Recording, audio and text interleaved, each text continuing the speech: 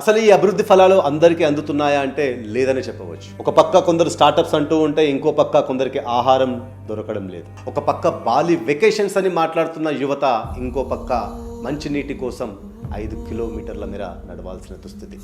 అంటే మన దేశం ఒకేసారి 2 భిన్నమైన పరిస్థితులను ఎదుర్కొంటుంది. ఒక పక్క టెక్నాలజీ, మరో పక్క దినం గడవడానికి ఎంతో కష్టపడుతున్న జనం.